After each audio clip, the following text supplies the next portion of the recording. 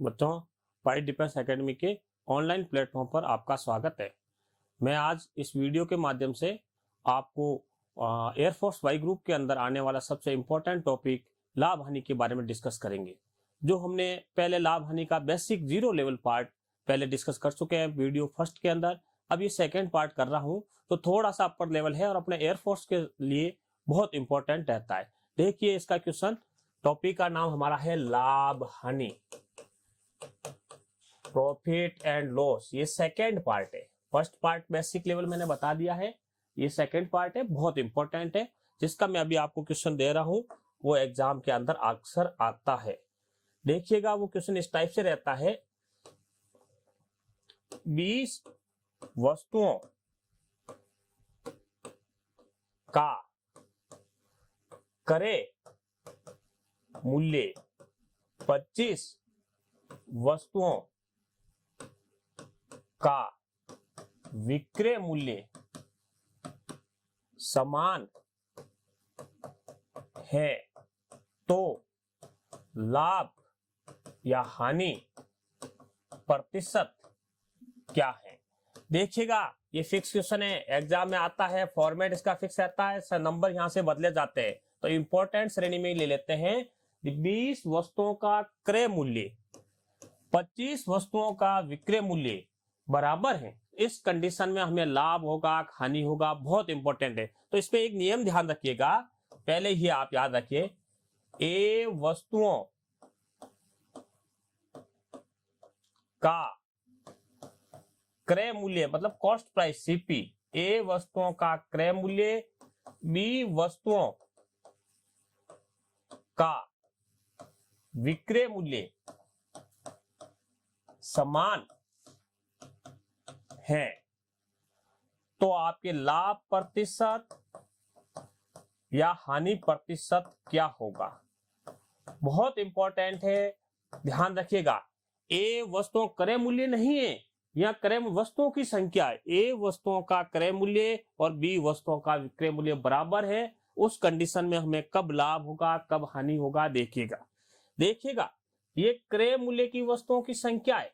यदि ये हमें अधिक दिखाई देती है, ज्यादा है, और विक्रय मूल्य की वस्तुओं की संख्या यदि ये हमें कम दिखाई देती है, उस समय हमारा क्या होगा, लाभ होगा। याद रखिएगा, क्रय मूल्य की वस्तुओं की संख्या अधिक हो और विक्रय मूल्य की वस्तुओं की संख्या कम हो, तब हमें लाभ होगा। इसके विपरीत, क्रय मूल्य वाली वस्तुओं की संख्या कम हो और विक्रय मूल्य वाली वस्तुओं की संख्या अधिक हो, उस स्थिति के अंदर हमें हानि होगी। तो हमें हानि कब होगी, लाभ कब होगी, ये कंडीशन ध्यान रखिएगा। वापस रिपीट कर रहा हूं, क्रय मूल्य वाली वस्तुओं की संख्या अधिक हो, विक्रय मूल्य वाली वस्तुओं की संख्या कम हो, उस स्थिति में लाभ होता है। और क्रय मूल्य वाली वस्तुओं की संख्या कम हो और विक्रय मूल्य वाली वस्तुओं की संख्या अधिक हो, उस स्थिति में हानि होती। अब हानि हुई तो कितना हुआ, लाभ हुआ तो कितना हुआ, उसको निकालने के लिए ए माइनस बी बटा बी इंटू 100। इसी प्रकार हानि निकालने के लिए बी माइनस ए बटा बी इंटू 100।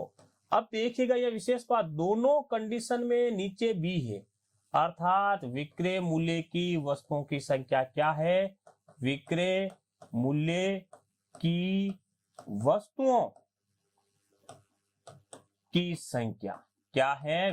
दोनों स्थिति में विक्रय मूल्य की वस्तुओं की संख्या नीचे लिखी जाएगी। अब देखिए हमारा प्रश्न, क्रय मूल्य की वस्तुओं की संख्या कितनी है, 20, और विक्रय मूल्य की वस्तुओं की संख्या कितनी है, 25। तो ये है कम है और ये अधिक है। तो ये अधिक है तो हमें क्या होगा, कम है अधिक है, क्या हुआ, हानि। हानि हुई तो हानि कितने प्रतिशत की हुई, हानि प्रतिशत में निकालनी है। तो देखिए b माइनस ए, 25 माइनस 20 बट्टा b मतलब विक्रय मूल्य की वस्तुओं की संख्या, विक्रय मूल्य की वस्तुओं की संख्या कितनी है, 25 इंटू 100, क्या हो जाएगा, 5 बट्टा 25 इंटू 100। काटेंगे, ये कटेगा 4 बार और 20% की हानि हुई। हमें कितनी हानि हुई, 20% की। बहुत इंपॉर्टेंट है, फिक्स क्वेश्चन है। देखिए इसको एक और उदाहरण देखिए इसका, इस टाइप का, वो ये रहेगा,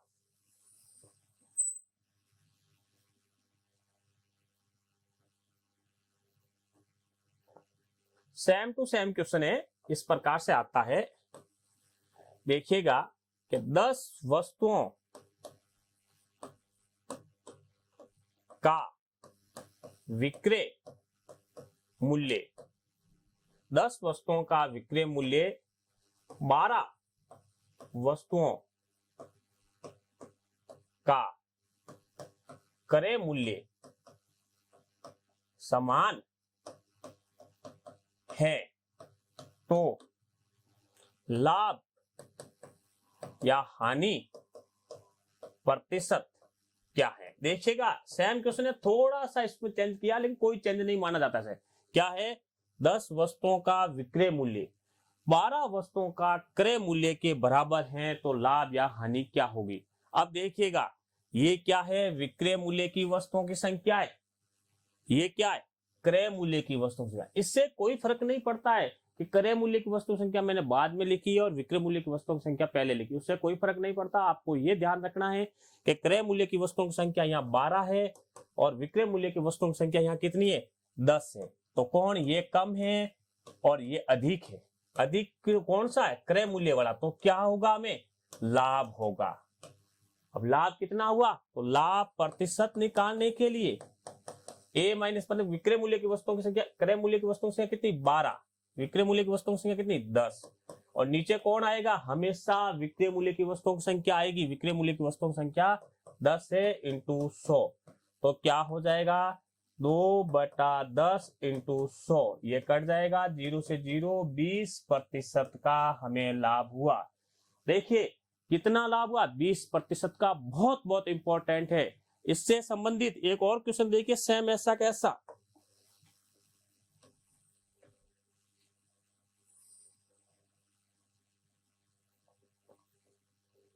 वो क्वेश्चन इस टाइप से रहता है, एक फल विक्रेता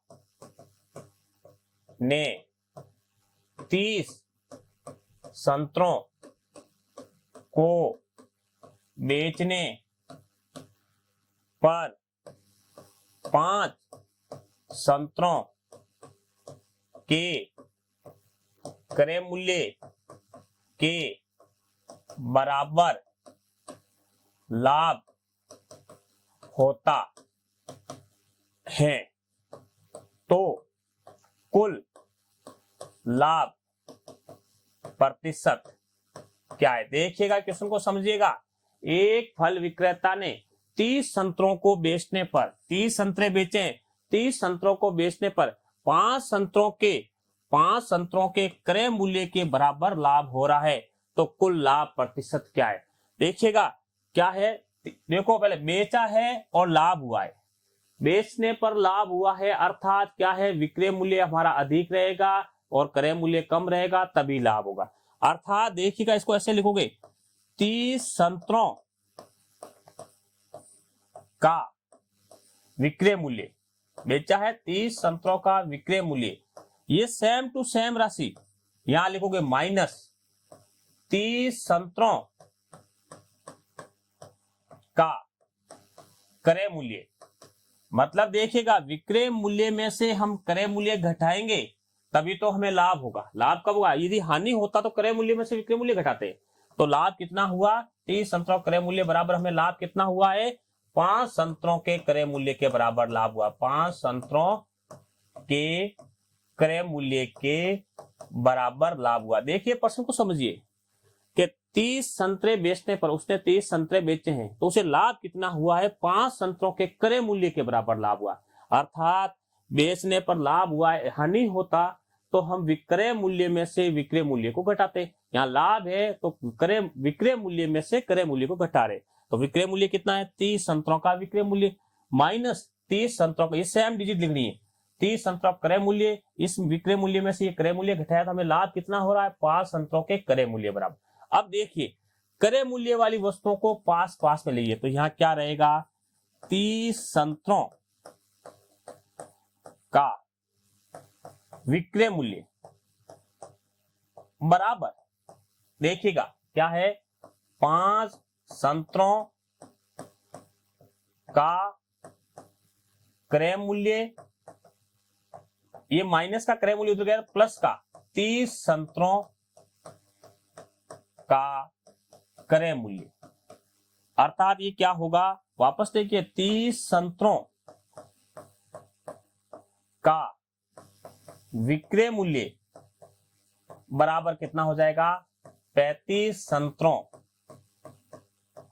का क्रय मूल्य। देखिए सेम क्वेश्चन आ गया कि 30 संतरों का विक्रय मूल्य 35 संतरों के क्रय मूल्य के बराबर है, तो हमें लाभ या हानि प्रतिशत क्या होगी। तो सेम कंडीशन में इसने तो वैसे ही लाभ पूछ लिया, ये सेम फॉर्मूला लग रहा है। देखो 10 वस्तुओं का विक्रय मूल्य 12 वस्तुओं का क्रय मूल्य बराबर, अर्थात 10 संतरों का विक्रय मूल्य और 35 संतरों का क्रय मूल्य बराबर है। तो सेम फॉर्मेट लग गया। तो क्या करोगे, ये है क्रय मूल्य की संख्या और ये विक्रय मूल्य की संख्या, तो लाभ होगा हमें लाभ प्रतिशत 35 माइनस 30 बट्टा में कौन रहेगा, विक्रय मूल्य की संख्या 30 इंटू 100, तो क्या रह जाएगा 5/30 इंटू 100, ये कट जाएगा 6 से, ये कट जाएगा 2 से और 50/3 या 48 2/3% कि हमें कितना लाभ हुआ है। तो यहाँ पर लाभ होगा हमारा 16 सही 2/3% का। बहुत इंपॉर्टेंट क्वेश्चन इसी फॉर्मेट से जुड़ा हुआ है। देखिएगा एक नेक्स्ट क्वेश्चन इसी प्रकार का, वो भी आपके वो इंपॉर्टेंट है, सेम इसी का, थोड़ा सा इसको घुमा रहा हूं। वो ये है कि देखिए सेम टू सेम क्वेश्चन ले रहा हूं मैं, वो ये देखिए एक फल विक्रेता ने 30 संतरे बेचने पर 5 संतरों के विक्रय मूल्य के बराबर हानि होती है, तो कुल हानि प्रतिशत क्या है। देखिएगा सेम क्वेश्चन है, ये देखिए एक फल विक्रेता ने 30 संतरे बेचने पर 5 संतरों के क्रय मूल्य के बराबर, यहां पर इसने क्या किया है 5 संतरों के विक्रय मूल्य के बराबर हानि होती है। यहाँ लाभ दिया था, यहाँ हानि दिए, तो हमें हानि निकालनी। वापस सेम कंडीशन, देखो हमें यहाँ हानि हो रही, इस पर्सन में क्या था, हमारा लाभ हो रहा था। लाभ होता है तो विक्रय मूल्य में से क्रय मूल्य घटाते हैं। अब हानि हो रही है तो हम क्या करेंगे, क्रय मूल्य में से विक्रय मूल्य को घटाएंगे, तब हमारी हानि होगी। तो आप लिखेंगे 30 संतरों का क्रय मूल्य माइनस सेम नंबर लिखना है, 30 संतरों का विक्रय मूल्य, अब बराबर भाई 30 संतरों के क्रय मूल्य में से 30 संतरों का विक्रय मूल्य घटाते तो हमें हानि कितनी हो रही है, 5 संतरों के विक्रय मूल्य के बराबर हानि हो रही। 5 संतरों के विक्रय मूल्य के बराबर हानि हुई। देखिए 30 संतरों के क्रय मूल्य में से हमने 30 संतरों का विक्रय मूल्य घटाया है, तो हमें कितनी हानि हो रही है, 5 संतरों के विक्रय मूल्य में बराबर हानि हो रही है। तो अब देखिए विक्रय मूल्य पास में कर लेते हैं। तो अपने देखिए 30 संतरों का क्रय मूल्य बराबर क्या होगा, ये 30 उधर चला जाएगा तो 5 के साथ ये 30, यहां से माइनस का 30 है, इसके साथ जाके जुड़ जाएगा, तो ये कितने, ये विक्रय मूल्य है, ये भी विक्रय मूल्य, कितने हो जाएंगे 35 संतरों का विक्रय मूल्य। सेम हो गया क्वेश्चन इसी फॉर्मूले से कि 30 संतरों का क्रय मूल्य 35 संतरों का विक्रय मूल्य बराबर है, तो लाभ हानि, तो वैसे हानि हो रही, पर्सन ने कह दिया कि विक्रय मूल्य अधिक है, तो हानि प्रतिशत निकालने के लिए सेम फॉर्मूला 35 माइनस 30 बट्टा में कौन आएगा, विक्रय मूल्य की वस्तुओं की संख्या हमेशा बट्टा में रहती है, इसमें भी विक्रय मूल्य की वस्तुओं की संख्या लिखी थी हमने 30। देखिए विक्रय मूल्य की वस्तुओं की संख्या, और इसके अंदर सभी में विक्रय मूल्य की वस्तुओं की संख्या लिखी है, तो यहाँ कितनी हो जाए, विक्रय मूल्य की संख्या कितनी है 35 इंटू 100, अर्थात ये 5/35 इंटू 100, अर्थात ये कट जाएगा 7 से, 100/7 भाग देंगे, 7 एकम 7, 16,728 2/7% की हानि होगी। हमें कितनी हानि हुई? 14/2/7% की। बहुत इंपॉर्टेंट रूल है ये जो लाभ हानि का, इसमें से 1% अपने एग्जाम में आता है, बहुत बहुत इंपॉर्टेंट है। अब देखिएगा इसका नेक्स्ट कंडीशन कैसे आता है क्वेश्चन। वो क्वेश्चन ये रहता है, एक दुकानदार अपना माल खरीदते समय 5% सस्ता खरीदता है। दुकान पर लाने के बाद 10% लाभ कमाकर बेचता है, तो दुकानदार का कुल लाभ प्रतिशत क्या है? देखिएगा बहुत इंपॉर्टेंट क्वेश्चन है ये भी, कि एक दुकानदार कई दुकान पे माल खरीदने जाता है तो 5% सस्ता खरीदता है, फिर वो दुकान पे लाता है और 10% लाभ कमाकर बेचता है, तो दुकानदार को कुल कितना लाभ हुआ? अब देखिएगा अपन या तो 100 मान के करेंगे, उससे कोई मतलब नहीं है। पहले 5% लाभ कमाया और बाद में 10% लाभ कमाया। इसने दो लगातार प्रतिशत में वृद्धि है, तो प्रतिशत वाला नियम देखिएगा, दो लगातार वृद्धि है तो कुल कितनी वृद्धि होगी? 10 + 5 + 10 × 5/100, अर्थात ये 15 + 50/100 कितना होगा? 15 + 0.5, तो आपको कितना होगा? 15.5% का लाभ हुआ। अभी परसेंट कैसे भी आ सकता है, परसेंट का कुछ फॉर्मेट, जैसे मान लीजिए कि आप एक घड़ी पर 10% का लाभ कमाता, बाद में 15% लाभ और कमाता, तो घड़ी पे कुल कितना लाभ हुआ? एक दुकानदार ने किसी कपड़े को खरीदा है, पहले 10% लाभ कमा के बेचा, बाद में 15% लाभ कमा के बेचा, तो कुल कितना लाभ हुआ? आपको ये ध्यान रखना है, दो लगातार वृद्धि है, अर्थात हमें वो परसेंटेज वाला फॉर्मूला लगाकर अपन काम में ले सकते हैं। या फिर हम ऐसे कर सकते हैं कि देखिएगा उस पर्सन को अपन इससे भी अटेंड कर सकते हैं।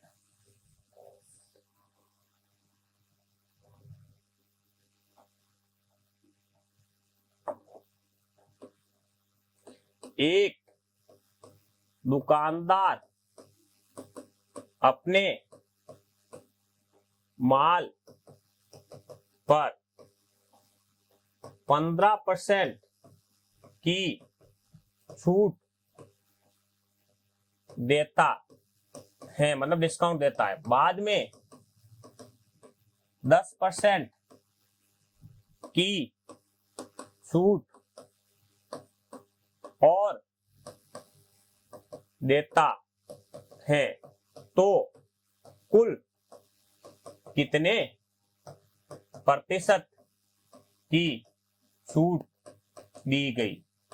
देखिएगा बहुत इंपॉर्टेंट है कि एक दुकानदार अपने माल पर 10-15% की छूट देता है, डिस्काउंट देता है, बाद में 15% का डिस्काउंट और देता है, तो कुल मिला के उसने कितना डिस्काउंट दिया? जरूरी नहीं है, ये ऐसे भी आ सकता है कि किसी कहीं पर भी कोई माल है, माल पर दो लगातार डिस्काउंट है, क्या है, क्या वो कहते हैं 15% और 10% का कंटिन्यू डिस्काउंट है, तो अपन दो लगातार दो डिस्काउंट का मतलब उसने कमी की, लगातार कमी हो रही है, तो प्रतिशत वाला फॉर्मूला याद कीजिएगा। तो क्या है? 15 + 10 - 15 × 10/100, अर्थात 25 - 150/100, तो क्या हो जाएगा? 25 - 1.5, इसमें भाग देंगे तो कितना हो जाएगा? 23.5% की डिस्काउंट दिया गया है। क्या टोटल वहां पर कितनी डिस्काउंट दिया गया है? तो 23.5% का डिस्काउंट हो जाएगा।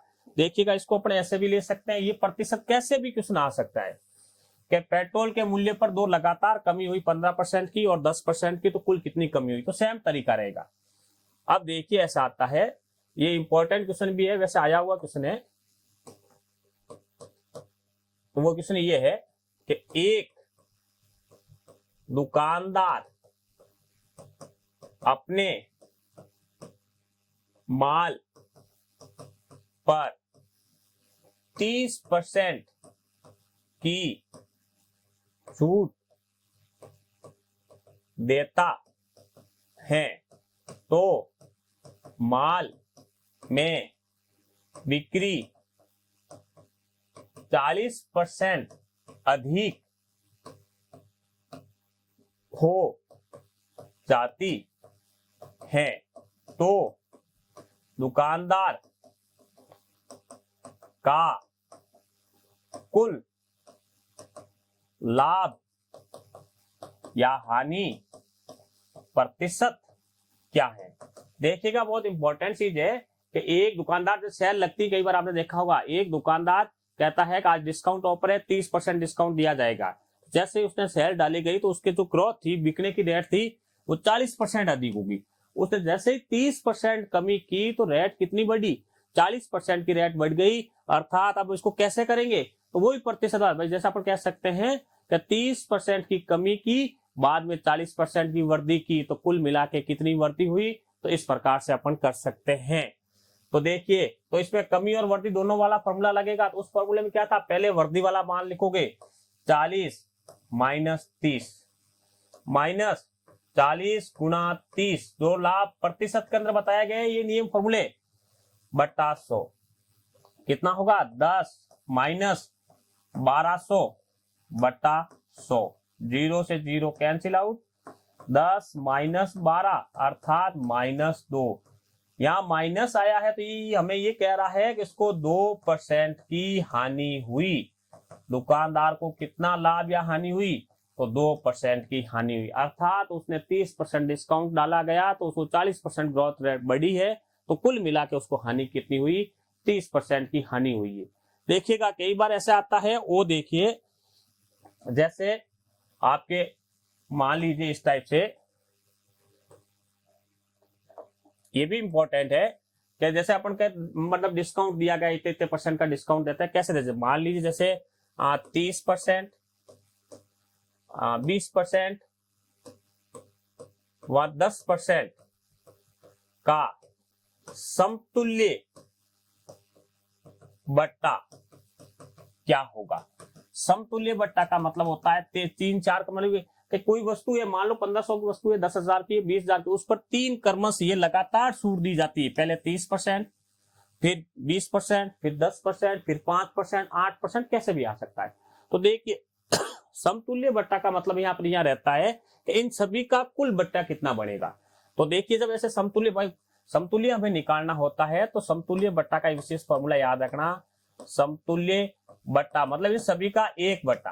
तो देखिए 100 माइनस 100 इंटू, अब देखिए 100 में से ये जो भी प्रतिशत है वो माइनस कर सकते हो, -30 बट्टा 100। तो मैं ऐसा माइनस करके ही लिख रहा हूं आगे, तो वो इस टाइप से लिख रहा हूं कि 100 माइनस करेंगे तो 70 बट्टा 100, फिर गुणा में 20 माइनस करेंगे तो 80 बट्टा 100, फिर गुणा में 10 माइनस करेंगे तो 90 बट्टा 100।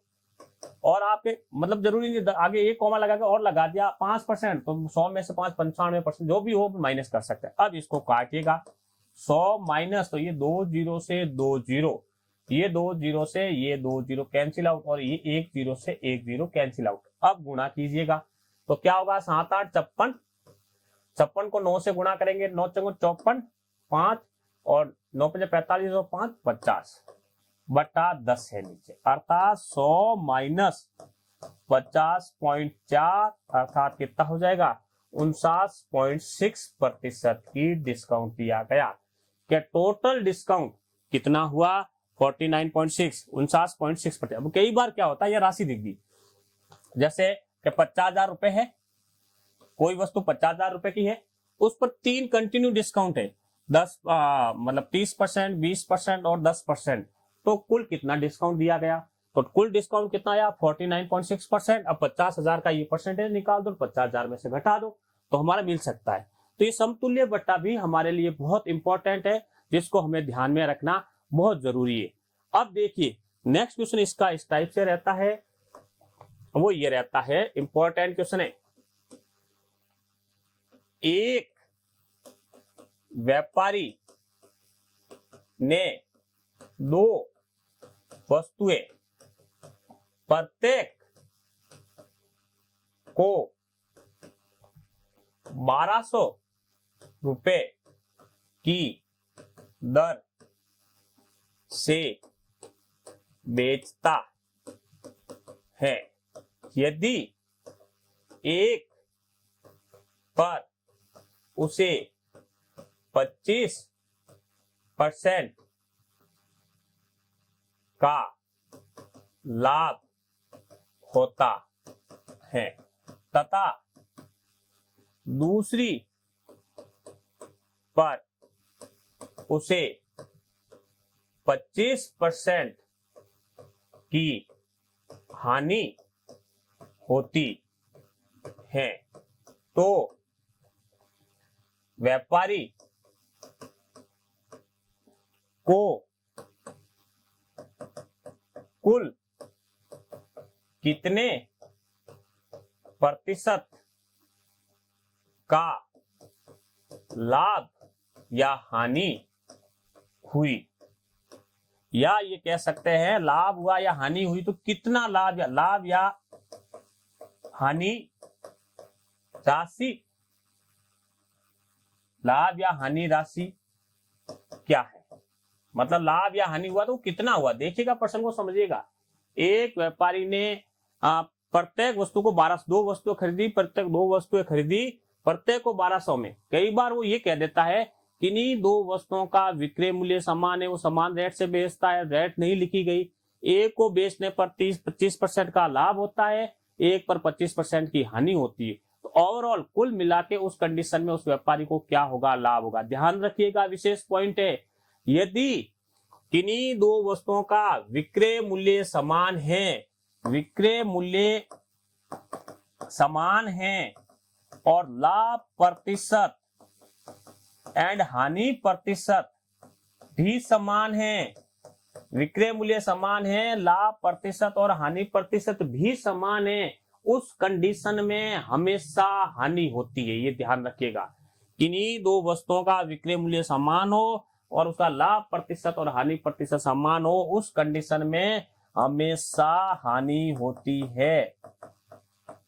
अब हानि होती है तो हानि कितनी होती है, हानि निकालने के लिए, हानि प्रतिशत निकालने के लिए प्रतिशत मान बटा 10 का होल स्क्वायर, अर्थात प्रतिशत कितना दे रखा है 25 बटा 10 का होल स्क्वायर, कितना हो जाएगा 625 बटा 100, अर्थात 6.25% की हानि हुई। कि उस व्यापारी को कुल मिला के कितनी हानि हुई, तो उसकी हानि हुई है 6.25% की। तो पहला क्वेश्चन ये है कि कुल उसे कितने प्रतिशत का लाभ या हानि हुई, तो कुल हमारा लाभ या हानि हो गई 6.25% की। अब देखिए इसने पूछा तो हानि हुई तो कितनी हुई, देखो अब टोटल 1200 और 1200 कितनी, 2 वस्तु को खरीदी गई 2400 रुपए में। अब 2400 रुपए में उसको हानि आ रही 6.25% की, तो उसको बाकी क्रय मूल्य कितना, उसका विक्रय मूल्य किसके बराबर हो जाएगा, इसमें से माइनस कर दोगे तो 93.75, उससे कैलकुलेट कर सकते हो। इसे डायरेक्ट फॉर्मूला में बता रहा हूं, आप उससे भी निकाल सकते हो। हानि हुई, दूसरा प्रश्न है हानि हुई तो हानि कितनी हुई, हानि निकालने के लिए ये फॉर्मूला याद रखना, हानि संख्या में निकालनी है। हानि हुई तो हमें हानि कितनी निकालनी है, दोनों विक्रय मूल्य का योग बट्टा 100 माइनस प्रतिशत मान का होल स्क्वायर -1, ये फॉर्मेट याद रखना। भाई आपको हानि हुई परसेंटेज निकालना है तो प्रतिशत बट्टा 10 का होल स्क्वायर, और हानि हुई संख्या में निकालनी कितनी है, दूसरा प्रश्न का आंसर। तो हमारा दोनों का विक्रय मूल्य 1200 की, एक 1200 में बेची, दोनों विक्रय मूल्य कितना होगा 1200 प्लस 1200, दोनों विक्रय मूल्य का योग बट्टा 100, प्रतिशत मान कितना दे रखा है 25 का होल स्क्वायर -1, तो ये कितना हो जाएगा 2400।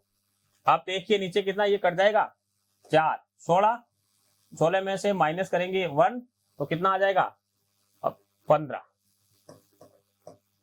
और अब इसको काट देते हैं तो काटने में क्या आ जाएगा 15 कम 15 1, और 15 और 9 90, 15 से 90 160 रुपए की। यदि उसको हानि हुई है तो हानि कितनी हुई? 160 रुपए की, और प्रतिशत में कहेंगे तो कितनी होगी? 6.25% की हानि होगी। देखिए इसी के संबंध में एक नेक्स्ट क्वेश्चन इस टाइप से रहता है, इसी से जुड़ा हुआ क्वेश्चन वो ऐसे रहता है, एक व्यापारी किन्हीं दो वस्तुओं प्रत्येक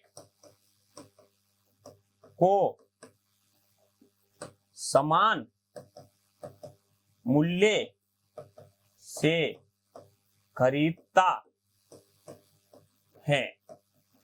एक को बेचने पर उसे 15% का लाभ होता है तथा दूसरी को बेचने पर उसे 15% की हानि होती है, तो व्यापारी का कुल लाभ या हानि प्रतिशत क्या है? देखिएगा प्रश्न के अंदर, एक व्यापारी किन्हीं दो वस्तुओं को समान मूल्य से खरीदता है। कई बार रेट लिखी हुई होती है, एक व्यापारी किन्हीं दो वस्तुओं को 13,775 रुपए में खरीदता है, प्रत्येक को समान रेट से खरीदता है। एक को बेचने पर उसे 15% का लाभ हो रहा है, तो दूसरी को बेचने पर उसको 15% की हानि हो रही है। उस कंडीशन में हमें टोटल ओवरऑल कुल मिला के कितना लाभ और हानि होगा। तो देखिए इस पर्सन के अंदर, तो ये पर्सन दिया मैंने ऊपर, ये पर्सन, इस पर्सन में और इस पर्सन में कोई डिफरेंस, फर्क, अंतर आपको दिखाई दे रहा है? ढंग से देखिएगा किसी प्रकार का। सामान्य बहुत कम आंसर देते हैं। देखिए इसमें क्या है कि प्रत्येक वस्तु खरीदता है, प्रत्येक को समान मूल्य से खरीदता, अर्थात क्रय मूल्य बराबर है। और इसमें क्या था? बेचता है, अर्थात इनका विक्रय मूल्य बराबर है। उस ऊपर वाले पर्सन में विक्रय मूल्य बराबर है और इसको नीचे वाले पर्सन में क्रय मूल्य बराबर है। जब क्रय मूल्य बराबर होता है उस कंडीशन में याद रखिएगा, ना तो लाभ होता है और न ही हानि होती।